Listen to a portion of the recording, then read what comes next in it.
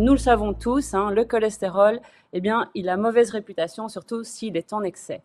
Pourtant, à un taux tout à fait normal, le cholestérol est vraiment indispensable au bon fonctionnement de l'organisme. Alors c'est pour ça que je vais voir avec vous, hein, qu'est-ce que c'est que le cholestérol, hein, quels sont ses rôles, pourquoi on parle de bon et de mauvais cholestérol, quels sont les risques d'avoir trop de cholestérol et comment on peut le faire diminuer. Alors on commence avec qu'est-ce que c'est que le cholestérol et ses rôles. Alors, le cholestérol, c'est une graisse naturelle, hein, un lipide qui fait partie de la famille des stérols et qui circule dans le sang et, comme je l'ai déjà dit, qui est vraiment indispensable au bon fonctionnement de l'organisme. Alors, son origine, il est endogène, c'est-à-dire que 70 à 80% du cholestérol est produit par le foie et les 20 à 30 restants proviennent de votre alimentation quotidienne et surtout par les graisses animales ingérées.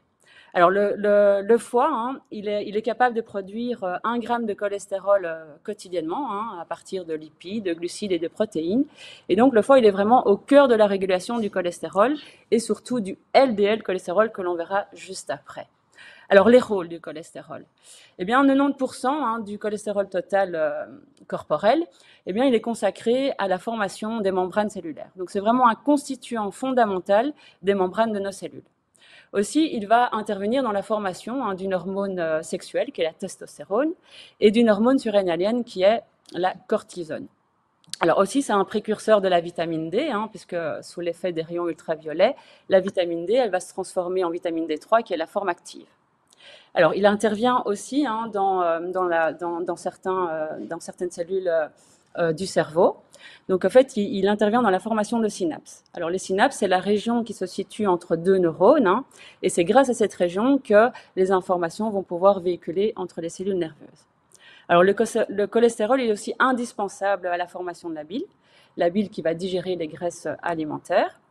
Et aussi, le dernier point, c'est qu'il va diriger un certain développement de certaines cellules du fœtus et il va aussi assurer une bonne qualité du placenta où se développe le fœtus. Alors, quand on parle de taux de cholestérol total, eh bien, ça comporte le HDL et le LDL et qui ne peut pas dépasser 190 mg par décilitre. Si l'on dépasse cette valeur, eh bien, on a trop de cholestérol et donc on parle d'hypercholestérolémie.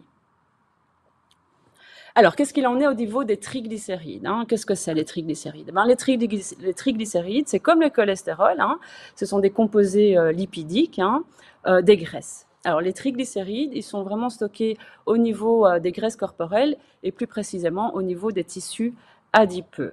Alors, les triglycérides, ils sont surtout apportés par votre alimentation quotidienne, donc surtout par les graisses que vous ingérez. Et il y a quand même une petite partie qui est produite par le foie, par les sucres que vous ingérez et aussi par l'excès d'alcool. Alors, les rôles des triglycérides, eh bien, les triglycérides, ils vont d'abord transporter les vitamines liposolubles, comme la vitamine A, la vitamine D, la vitamine E et la vitamine K. Mais vraiment, le rôle principal, c'est la source principale d'énergie de votre corps. Alors, le médecin, il va évidemment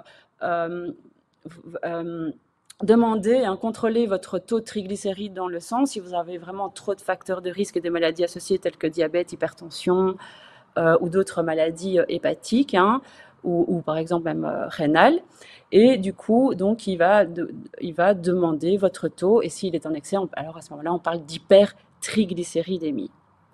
Alors, les symptômes, c'est comme un peu l'hypertension aussi. Les symptômes au départ, si vous êtes en hypertriglycéridémie, ils sont silencieux. Et les risques, c'est que au fur et à mesure des années, ça peut provoquer des pancréatites aiguës, des maladies vasculaires et thrombotiques, formation de caillots, et également aussi des infarctus du myocarde. Alors vous voyez, le taux normal pour un homme, c'est entre 0,45 et 1,75 g par litre de sang. Bon, c'est plus élevé parce que c'est en fonction du sexe, et chez la femme, entre 0,35 et 1,40 g par litre de sang.